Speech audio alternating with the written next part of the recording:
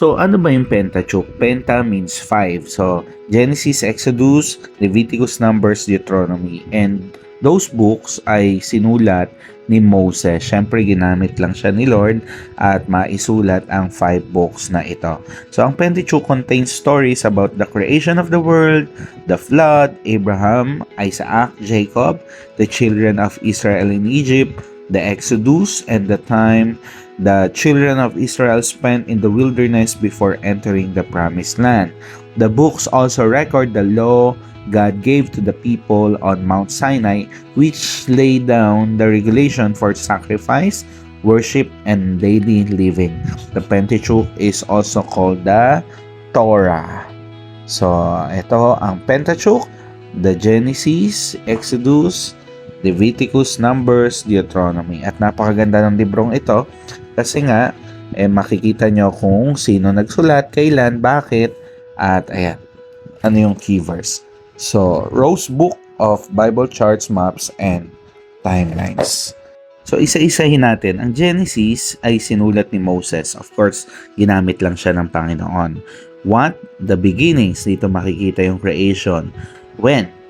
1446 before Christ to 1406 BC. Why? To demonstrate that God is sovereign and loves His creation.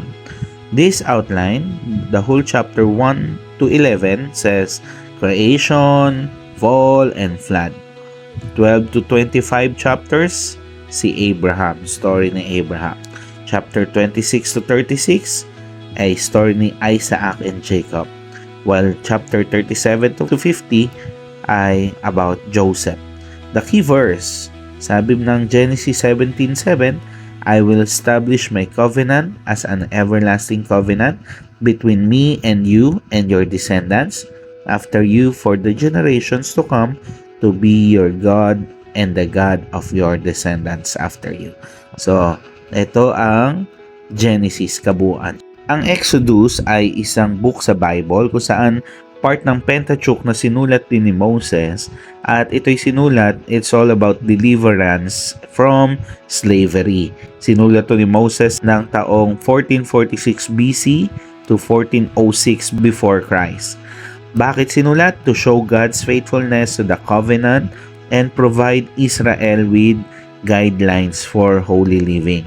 So, ang buong outline chapter ng Exodus, chapter 1 to 7 is about the story of Moses, and 8 to 13 yung mga plagues or salot, and 14 to 18 ito na yung naglakbay ang Israel from Egypt to the wilderness muna, and 19 to 24 ang law na binaba ng Panginoon kay Moses sa Mount Sinai.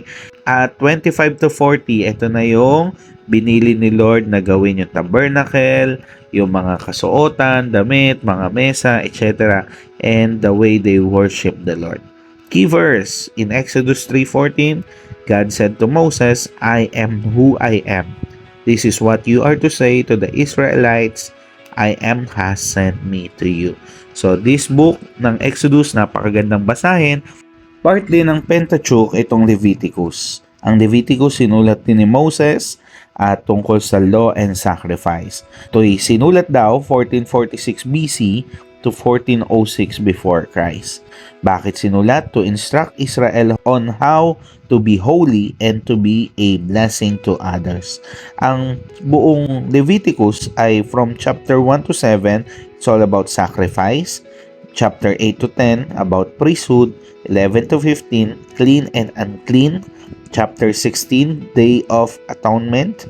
And chapter 17 to 27, laws for daily life. So the key verse, consecrate yourselves and be holy, because I am the Lord your God. Keep my decrees and follow them. I am the Lord who makes you holy. Another book ng Pentateuch ay itong Numbers. Sinulat pa rin to ni Moses, and it's all about census and history. From the word itself, Numbers, puro numero po ang pinag-uusapan dito. Ang taong 1446 to 1406 before Christ, and it is a reminder of what happens when people rebel against God. The outline, chapter 1 to 9, is about census. chapter 10 to 12, Sinai to Canaan, chapter 13 to 19, the spies and the rebellion, and chapter 20 to 36, sa Moab. So the Lord bless you and keep you. The Lord make His face shine upon you and be gracious to you.